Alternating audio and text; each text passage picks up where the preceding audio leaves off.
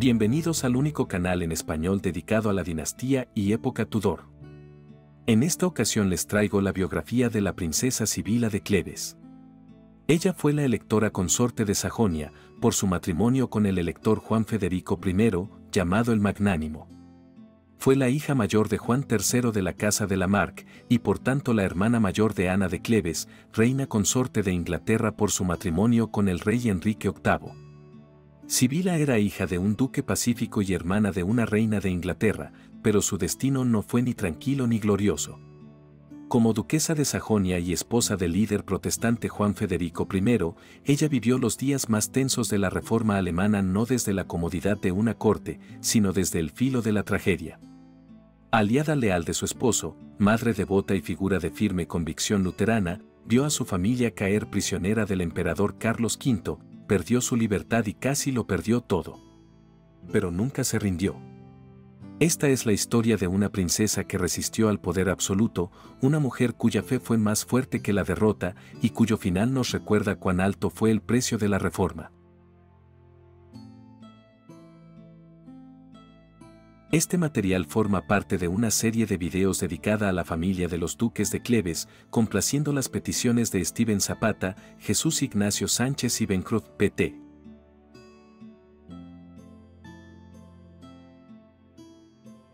En una mañana solemne del año 1526, en la corte refinada de Düsseldorf, una joven princesa se preparaba para un destino que cambiaría no solo su vida, sino el curso de la reforma en Alemania. Sibila de Cleves, hija del moderado duque Juan III y de la piadosa María de Jülichberg, no fue una figura decorativa de la nobleza.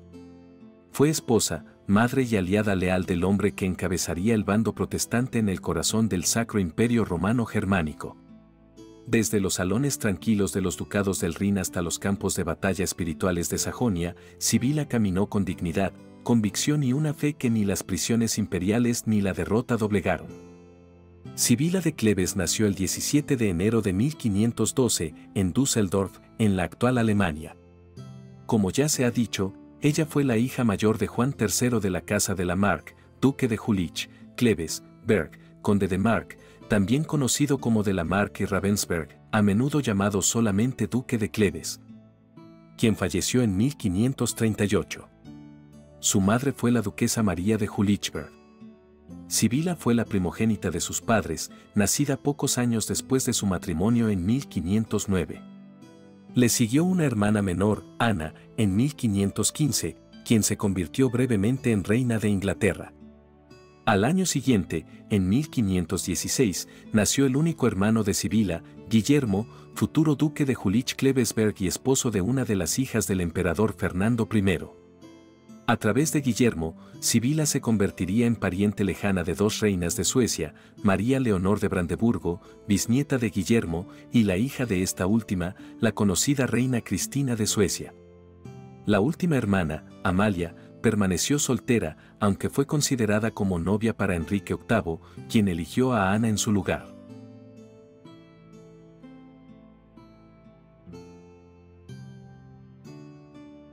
Sibila y sus hermanas se criaron en el Frauenzimmer, las habitaciones donde la duquesa María y su séquito, compuesto por parientes y asistentes, vivían en una especie de semi-enclaustramiento.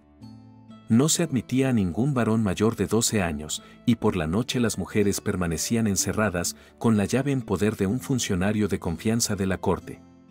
A diferencia de su hermano Guillermo, quien tenía una buena educación, Sibila y sus hermanas solo aprendieron a leer y escribir, pero solo en alemán.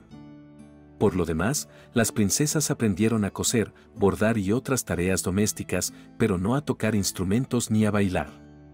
Se sabe que Sibila disfrutaba jugando al ajedrez. Sibila, en contraste con su hermana, más tranquila y contemplativa, era vivaz y encantadora, además de hermosa. Como se puede apreciar en su retrato de compromiso realizado por Lucas Cranach el Viejo en 1526. Su larga cabellera castaña dorada está suelta y le cae sobre los hombros. Lucas Cranach el Viejo y su taller producirían numerosos retratos de Sibila y su familia, incluyendo uno terminado en 1531, cuando la joven tenía 29 años. En el retrato de Sibila de 1531, vemos que ella probablemente se depilaba la línea del cabello, como era de moda en la época, ya que una frente amplia indicaba que una mujer era de porte noble e inteligente. El hogar de la joven era el castillo de Wittenberg y, curiosamente, un joven sacerdote y teólogo llamado Martín Lutero, quien se refugió allí en la década de 1520 junto con su esposa Catalina von Bora y sus hijos, era huésped frecuente de los electores. Se dice que Lutero tocaba el laúd con maestría, y que él y su familia cantaban a menudo el himno, Castillo fuerte es nuestro Dios, junto con los príncipes en los salones del castillo. Fue en la corte del esposo de Sibila donde Lutero tradujo el Nuevo Testamento de la Biblia al alemán, sentando así las bases para la unificación lingüística de los territorios germánicos. Se sabe que la propia Sibila mantuvo correspondencia con Lutero, y todo indica que apoyó activamente las acciones reformadoras, por entonces radicales, de quien sería su esposo. Más adelante veremos que el esposo de Sibila, Juan Federico de Sajonia, ferviente protector de Lutero, no fue el único noble de su familia en abrazar la causa de la Reforma. Sin embargo, no debe confundirse con su tío, Federico el Sabio de Sajonia, el famoso protector de Lutero, quien organizó el secuestro ficticio del reformador tras la Dieta de Worms para protegerlo de represalias imperiales. Aquel valiente elector se negó a entregar a Lutero, incluso ante la presión combinada del Papa y del Emperador.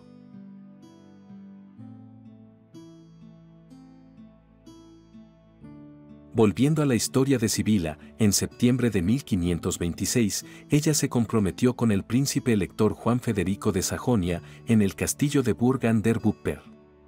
Y tras largas negociaciones sobre la dote, la suntuosa ceremonia nupcial, precedida de una elaborada procesión, tuvo lugar en Torgau, el 9 de febrero de 1527.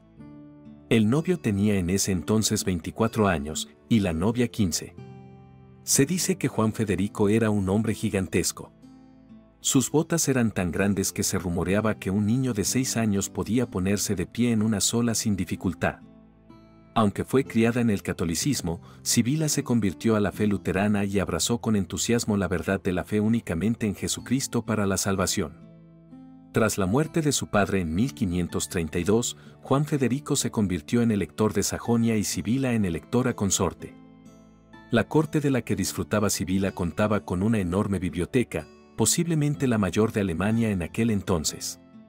Como reformista, ella apoyó con vehemencia las acciones políticas de su esposo y fue respetada por sus compañeros reformistas. Justo Menio, uno de ellos, dedicó su obra, Economía Cristiana, a Sibila. A la noble lectora, señora Sibila, duquesa de Sajonia, la economía cristiana trata sobre la correcta administración de un hogar cristiano.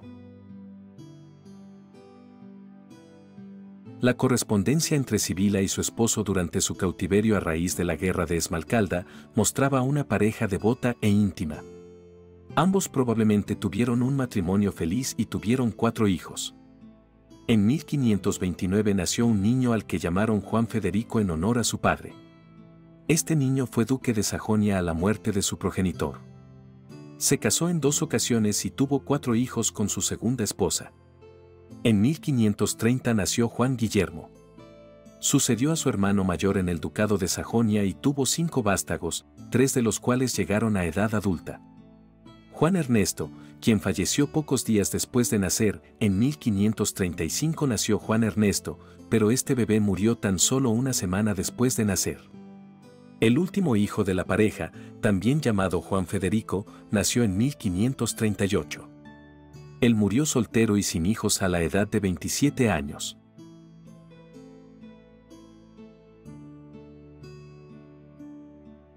El esposo de Sibila ocupaba un importante cargo como elector en el Sacro Imperio Romano Germánico. El cargo de elector se creó originalmente en el siglo XIII con el propósito de elegir al rey de romanos, quien, de hecho, gobernaba a los germanos. Una vez coronado por el Papa, dicho rey se convertía en emperador del Sacro Imperio Romano Germánico. Los electores eran convocados rápidamente tras la muerte del emperador y se reunían al menos 3 meses después de su fallecimiento. Durante el interregno, el elector de Sajonia actuaba como vicario en colaboración con el elector palatino. pero la necesidad del reconocimiento papal desapareció tras el reinado de Carlos V. En los años de dicho reinado, los nubarrones de la guerra amenazaban la seguridad y la paz de Sajonia. Una liga de nobles protestantes se había unido en una confederación conocida como la Liga de Esmalcalda. Durante muchos años, esta liga proporcionó una disuasión eficaz contra la tiranía del emperador y sus secuaces. La Liga de Esmalcalda contaba con un poderoso ejército, lo cual fue parte del razonamiento de Thomas Cromwell para proponer a Ana de Cleves como esposa a Enrique VIII. La conexión de este rey con la Liga de Esmalcalda era a través de su cuñada Sibila, y no solo de su cuñado, el duque Guillermo von Kleve. Y como ya dije, el objetivo principal de la Liga era proteger a los estados protestantes de un ataque del católico Carlos V.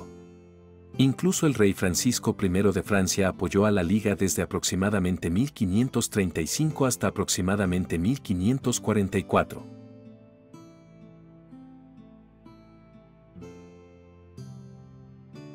Pues bien, el mismo año de la muerte de Martín Lutero, en 1546, Carlos V, el mismo que había desafiado a Lutero en la Dieta de Worms más de 2 décadas antes, reunió una fuerza de príncipes católicos romanos, reforzada por mercenarios españoles, para derrocar a la Liga de Esmalcalda. El esposo de Sibila, Juan Federico, y Felipe, landgrave de Hesse, eran comandantes conjuntos de las fuerzas protestantes. Las fuerzas protestantes y católicas se enfrentaron en batalla en abril de 1547 y los príncipes protestantes fueron derrotados. El duque Juan Federico opuso una valiente defensa y aniquiló personalmente a una horda de españoles en su resistencia final. Pero finalmente, herido y sangrando, el duque fue hecho prisionero. El victorioso emperador marchó con sus ejércitos contra la ciudad fortificada de Wittenberg. En ausencia de su esposo, Sibila estaba al mando de la ciudad. Ella organizó una defensa resuelta, cabalgando personalmente entre la guarnición e inspeccionando las fortificaciones. Cuando el ejército imperial llegó a las puertas de Wittenberg, el emperador encontró la ciudad fuertemente defendida. Rodeada de fuertes murallas y un pantano cenagoso, Carlos comprendió que no podía tomar Wittenberg por asalto. Enfurecido, recurrió a una cobarde amenaza. El emperador envió un mensaje a la duquesa Sibila diciéndole que ordenaría la ejecución de su esposo cautivo si se negaba a entregar la ciudad de Wittenberg. Para demostrar que no era una amenaza vana, el emperador convocó un consejo de guerra y condenó a muerte al duque Juan Federico. La noticia llegó al duque mientras jugaba al ajedrez en una tienda con otro cautivo.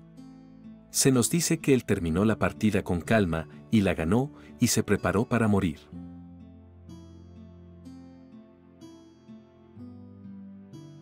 Pero Sibila, su esposa, había preparado una súplica eficaz para el emperador. Ofreció abrir las puertas de la ciudad a Carlos, con la firme condición de que los luteranos de la ciudad no fueran obligados a abjurar de su fe. La valiente duquesa le dejó muy claro al emperador que tanto ella como su esposo preferirían morir antes que renunciar por un instante a la verdad de Dios. Viendo la sinceridad de su súplica, el emperador anuló la muerte de Juan Federico. Le permitió al duque pasar una semana con su esposa, y luego sería llevado a cautiverio permanente. Así, Juan Federico y Sibila pasaron una preciosa semana juntos antes de separarse nuevamente. Durante los 5 largos años que estuvieron separados, el duque y la duquesa se mantuvieron en contacto por carta. El emperador intentó que los protestantes de los estados alemanes aceptaran un compromiso según el cual la doctrina católica se restauraría en las iglesias. Pero la comunión podría celebrarse en ambas especies según la costumbre luterana. También ofreció permitir el matrimonio de sacerdotes si se restauraba el papado. Pero Sibila y su esposo rechazaron estos sutiles compromisos. El duque Federico escribió: No puedo renunciar a la verdad conocida. Mantengo la doctrina de la Confesión de Augsburgo, menospreciando todo lo mundano. Sibila escribió en un lenguaje similar: No puedo actuar en contra de mis juicios y mi conciencia. Prefiero ser pobre y olvidada pero con Dios a mi lado, que rica y grande sin su compañía. Estas palabras debieron sonar al emperador de una forma tan inquietante como las que el mismísimo Martín Lutero había pronunciado años antes. Al negarse a retractarse, el duque y la duquesa fueron despojados por el emperador de sus tierras y títulos. Obligada a abandonar el castillo de Wittenberg, Sibila residió en un pequeño castillo en Weimar. Se dice que vestía de negro y nunca lucía joyas, rezando a diario por el regreso de su esposo. Se concentró en criar a sus 4 hijos para que sirvieran a Dios con firmeza y sabiduría, como su padre. Las esperanzas y oraciones de Sibila finalmente se hicieron realidad después de que su esposo hubiera estado en cautiverio durante 5 largos años. El emperador, ante una nueva amenaza de Francia, necesitaba el apoyo militar de los príncipes protestantes. Y de momento anunció que el duque Juan Federico sería puesto en libertad.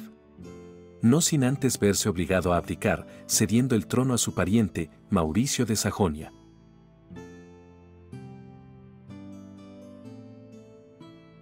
En 1552, Juan Federico se reencontró con su fiel esposa. Pero ambos estaban quebrantados de salud por las largas penurias de la guerra y la consiguiente pobreza en Weimar debido a la confiscación de sus tierras y comodidades. Y solo estuvieron juntos 1 año y medio. Las fuerzas de Sibila se desvanecieron y el 21 de febrero de 1554 ella murió junto a su esposo mientras un ministro luterano rezaba también a su lado. El ministro escribió que Dios tomó a Sibila con tanta dulzura que ella parecía una vela apagándose en su portal. Tenía 42 años. Su esposo, quebrantado de salud por su largo cautiverio, pidió a sus canteros que reservaran un lugar para él junto a ella. Y en efecto, el duque murió solo 11 días después que Sibila. Ambos fueron enterrados en la iglesia de la ciudad de Weimar. Sus hijos, ambos llamados Juan Federico, se convirtieron en duques de Sajonia, mientras que su otro hijo sobreviviente, Juan Guillermo, se convirtió en duque de Sajonia-Weimar.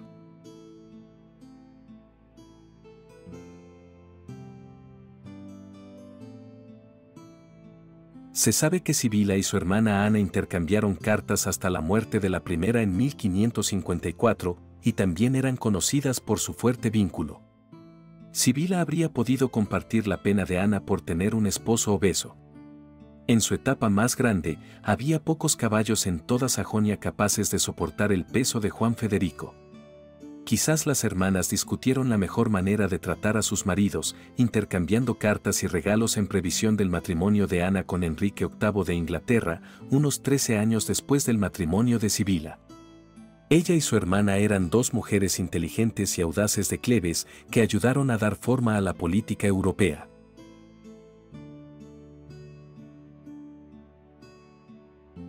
La historia de Sibila de Cleves es la de una mujer que, nacida en la encrucijada de 2 grandes casas germánicas, encarnó con firmeza la causa de la Reforma protestante.